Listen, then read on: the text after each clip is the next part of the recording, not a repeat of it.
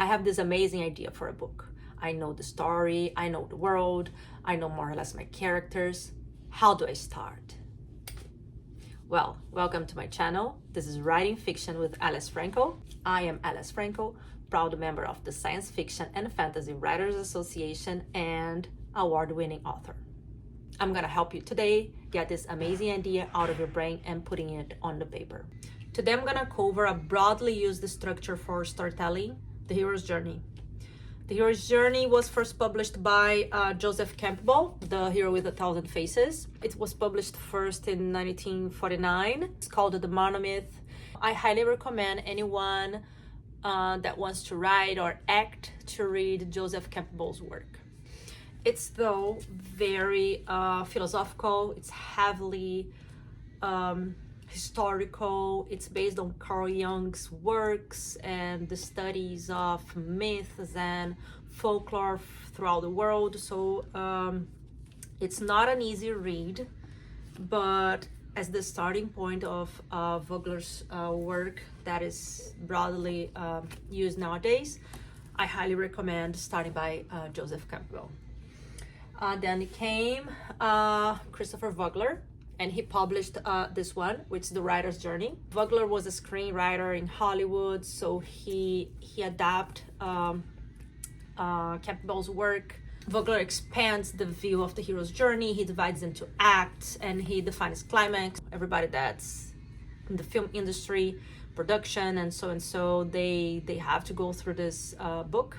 From all variations you're gonna find from the hero's journey, the basic one is divided in 12 parts. The ordinary world, call for adventure, refusal of the call, meeting the mentor, crossing the threshold.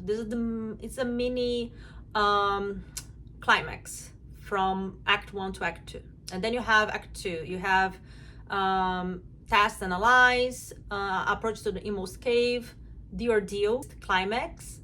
And then you have reward, seizing the sword, and you have the road back.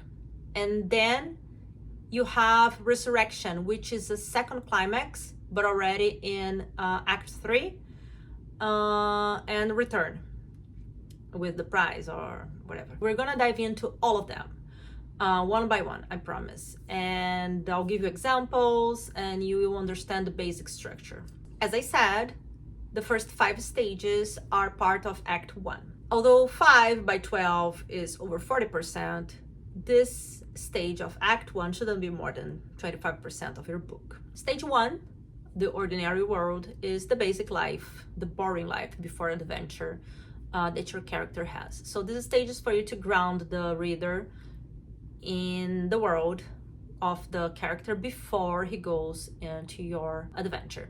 If you watched Luca, that's a very cute Disney movie. He starts in the sea with his family. His mother is very overprotective and he dreams of seeing the world outside the sea, and that part is the ordinary world to ground the reader. Then we have stage 2, the call to adventure.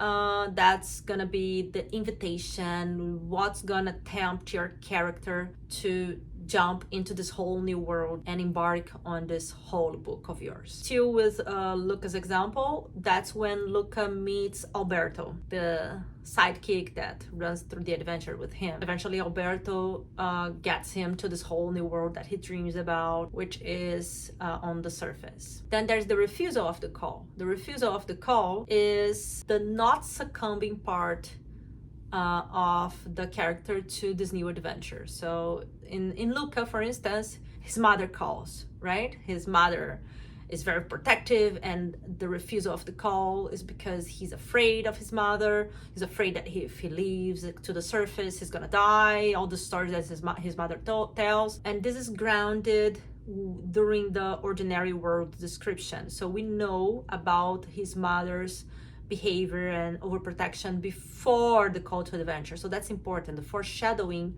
during the description of the ordinary world to make sense into the refusal of the call. It's always good that you put some foreshadowing there, and then you intensify that moment where Luca rejects going with Alberto because of his mother, and we already know that that's going to be a problem because we learned about his mother's behavior during the description of the ordinary world. Stage 4 is meeting the mentor. It's very important to understand that roles are temporary and they can be addressed to one character or to a different set of characters. In the Conjurer's Prophecy trilogy, I don't keep the same mentor. I also don't keep the same antagonist. A good example of mentor, and again, I'm gonna use the Star Wars, Obi-Wan Kenobi. He gives Luke the lightsaber, and that empowers him to go into this new adventure. Now he has the lightsaber, he's a Jedi, and he embraced that call and he jumps into this whole new world. So he passes from Act 1 to Act 2. Then we have tests, allies, and that's when you're gonna describe your adventure longer. From tests, allies until the road back should be 50 to 60% of your book. So all this Act 2 Part 1 and Act 2 Part 2, which is divided by the climax, which is the ordeal, should be at least half of your book. Take your time to describe the adventures that your character goes through, the characters that he meets or she meets, and that's gonna help in this adventure. And then we have this very tension moment, which is approaching to this very important climax of Act 2, which is called the approach to the inmost cave. The approach to the inmost cave must be high tension. You can elaborate by focusing on what your character, your hero, your main character fears the most. And then we have the ordeal. That's the big hit transformation climax and represented by death. Do you have to kill your character? No. A lot of people get the character close to being dead or really being dead or being reborn. Yes. That moment of death is to represent that big, oh my gosh, everything is lost, right? If you're writing a romance, that's when the partners get apart.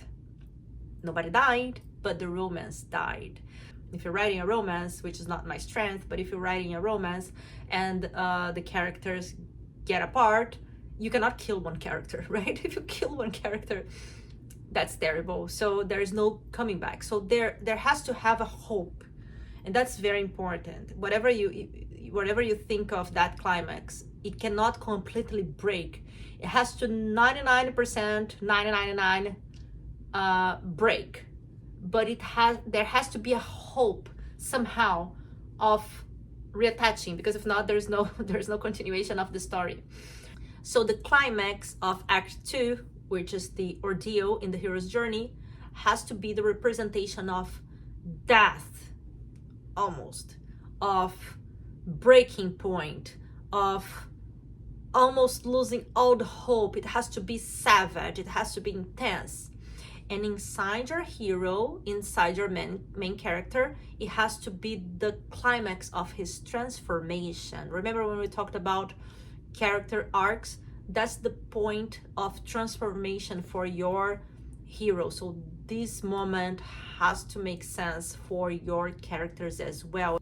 And then we have Part 9, the seizing the sword moment of the hero's journey, which is the end of Act 2. The hero survived. So now he retrieves the sword, he retrieves the prize, he gets what he wanted after surviving that chaotic, intense climax of almost death. That's the moment that Harry Potter retrieves the Sorcerer's Stone, for instance. Now we have Part 10, which is the road back. The road back separates Act 2 from Act 3. Through your hero's perspective, he finally got what he really needed. So he's returning with that, and he thinks that he won. But between you and I, we know that we're gonna crush that little heart a little, right? So new challenges arise. So you have to describe the challenges that your hero is gonna go through.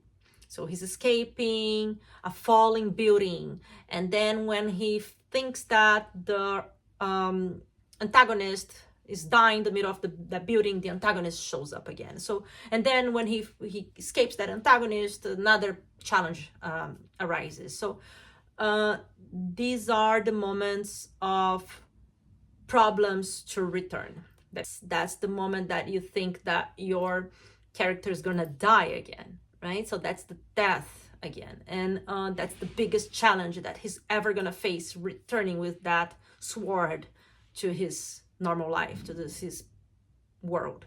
And then you have the return, right, which is the implementation, the description of how life is after everything is good. And you have two options. You can either get your hero to go back to his normal life or embrace the new reality. For instance, your hero used to live on Earth, and then his adventure was to go to Mars and, you know, save a ancient civilization that was, you know, hidden within the rocks or whatsoever. And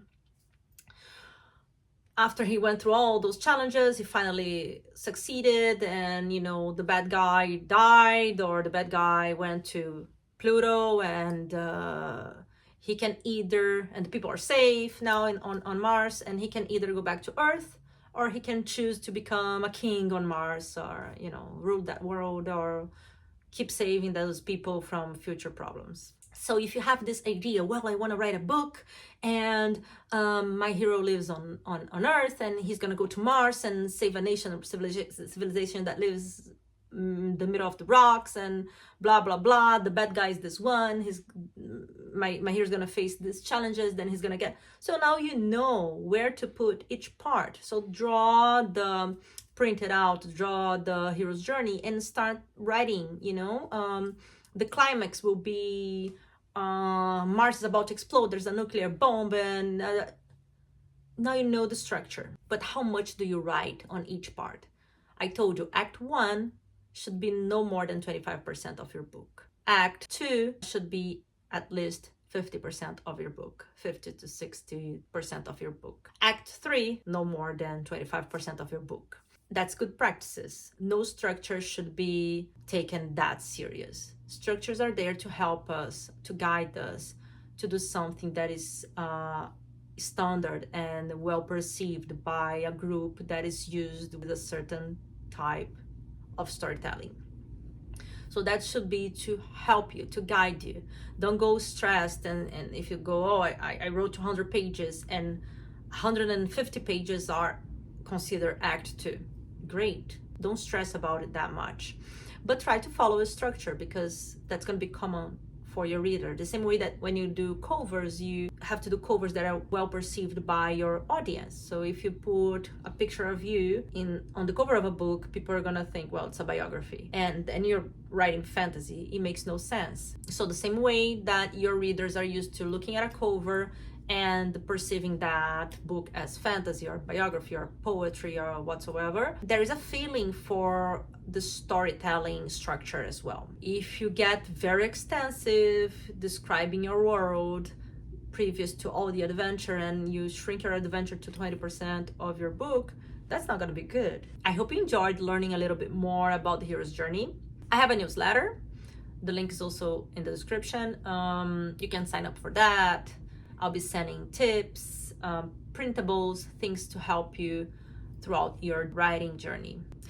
Okay, I think that's all. Thank you so much for watching. See you next session. Good writing.